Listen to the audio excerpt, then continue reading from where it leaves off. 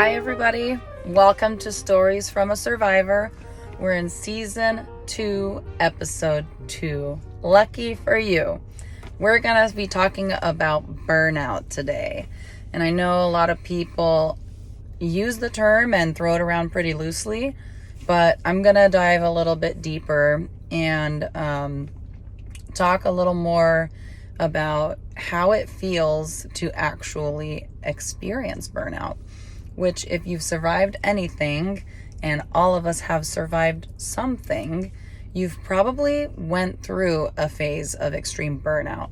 Now, there are different ways that you can experience it, and one of the ways is actually directly connected to compassion fatigue. That happens a lot to service people, healthcare providers, as you know, firefighters, police, teachers, the list goes on and on, parents. I mean, we're all in this together, right? So I'm going to talk about the 12 different stages. I will probably just add the actual picture at some point, and I want to give credit to the one person that did give us the visual off of Instagram. It's called, the account is called The Present Psychologist, and you'll see me refer to it a little bit while I talk about them, but there's 12 different stages, and I'll just touch a few of them. I don't want to be too boring. I just kind of want to stay true to the podcast so far and just kind of ramble, if that makes any sense, because sometimes I feel like it just makes it a little more personable. So here I am in the Mommobile again. Soccer season just finished not long ago.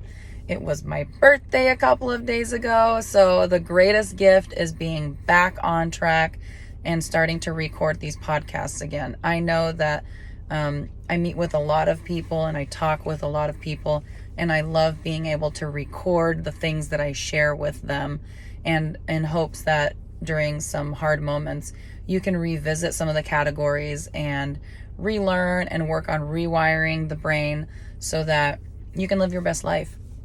So I'm going to just spout off a few of the stages. So stage 1 says you feel there is a strong need to prove yourself.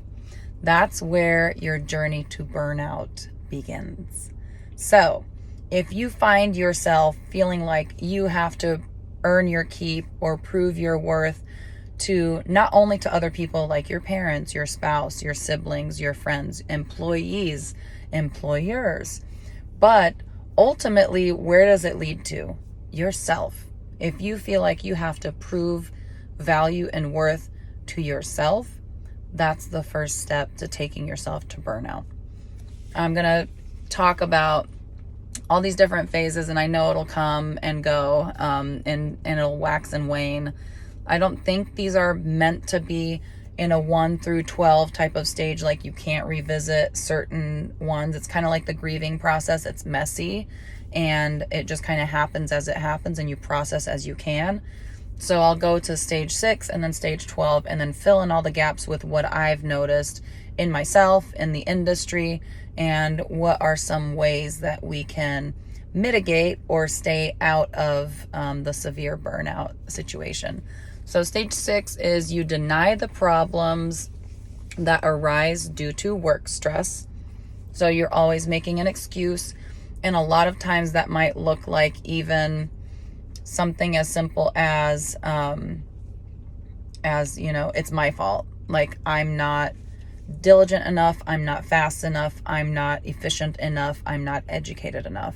And that's like a very negative way to deal with burnout, instead of having compassion and being kind to yourself. And then stage 12 finally says you mentally and physically collapse, full burnout. So I hope to share this picture to the podcast and leave it there as a reference. Once again, it's called The Present Psychologist, located in Amsterdam, Netherlands, maybe. You never know with Instagram where they actually are. But I feel like there's a lot of value to everything that's being talked about in here. there are a few stages I really want to point out.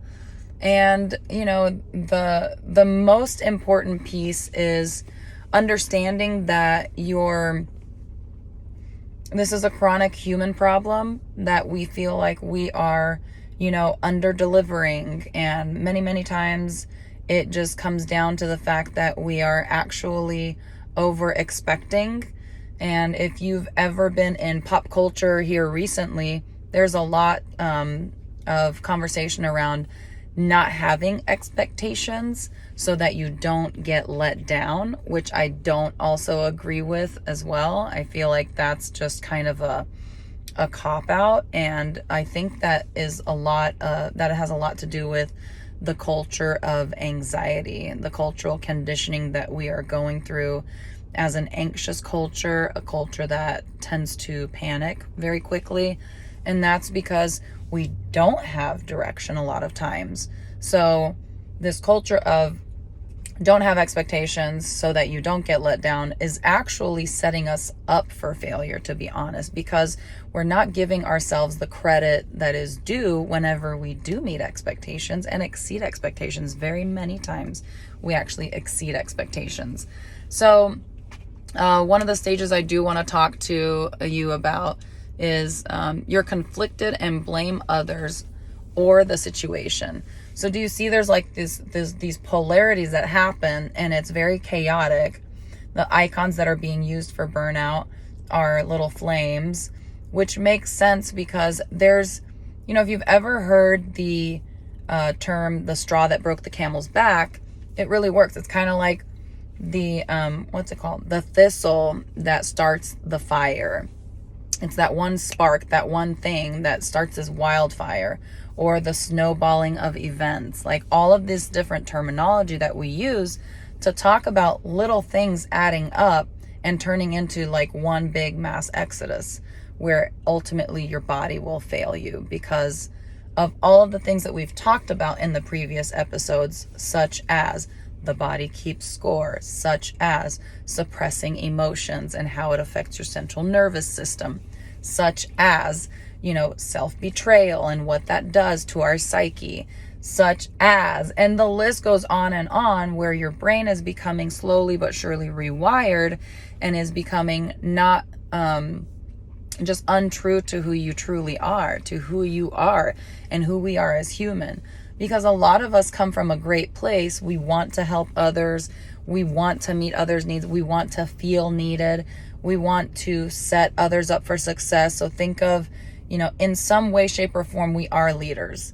No matter which way you slice it, we're all leaders in some way. Either you're an older sibling, you're a parent, you're a spouse, you're a leader in business, you're a teacher, there's all these different scenarios. You're in sports, the list goes on, right? Where we want to meet other people's needs and we want to feel like we are contributing and adding value to that team. So instead of blame shifting and taking on these traits that are actually going to do us a disservice rather than a service, we need to just take ownership of our functionality and how we're addressing all of these different things. So if it is work, then fine, identify what it is.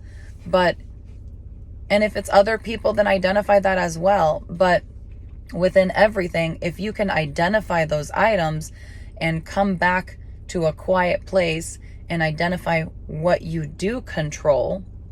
So for me, for example, I realized whenever I was doing business and the multiple other things that I was doing that I still do to this day, and people ask me all the time, they're like, I don't understand how you do it.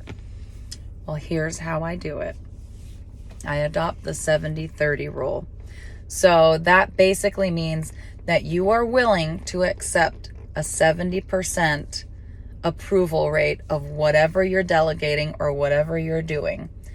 What does that mean? That means that you're okay with leaving the perfectionist side away to the wayside and allowing yourself that 30% buffer. So whether you are allowing your kids to do the chores and they might leave, 30% sticky floors, whatever it is, right? or they're doing the dishes and 30% of the dishes are going to end up being dirty when you get them out of the dishwasher, or you're having employees do something and you've delegated a task. A lot of the times it's going to fall short and it's not going to be at the same caliber or at the same quality that what you would actually perform it at. So that's what 70-30 means. It means you're okay. Remember, we talked about, even in the previous podcast, about the detox retreat and about metabolic and how our metabolism works. And remember, it's that 30% that our metabolism even throws out of our nutritional intake. And it's like, we don't need this. Even if you were to eat 100% correctly, 30% is gone. So why would you then, right? Why would you put forth all of your effort giving your 100% all the time, which will burn you out, even in dietary? If you think of yo-yo diets, or people that go like really hard from the beginning of the year and they're like, I'm going to go to the gym every morning at 5 a.m. You burn out after a while, because routine is wonderful, but breaking routine will keep you grounded, because that's what makes us human as well. So you don't get burnt out with your routine and the situations that you've been creating and the circumstances you've been creating to keep you grounded. I love routine. I'm a creature of habit, but I had also noticed during my career as an ICU nurse, even though I was critical care float pool, at one point I would get, floated a lot to CVICU. And this is nothing negative, it can be your cup of tea, it can, everything. But when you reach a certain point of knowledge and experience, you reach that cap and that kind of like sky, the blue sky effect or whatever it's called. You reach that cap and it ends up being that, it's the same stuff, different day type of situation. So that's why, another thing that I've shared has been like, if you're not uncomfortable, you're not growing. This is why that concept is so important. And this is why, as professionals, we are required to have continuing education credits, right? Every year you have to have a certain number of hours of courses that you're participating in, of literature that you're reading up on, evidence-based practice, things like that, because we're ever evolving humans.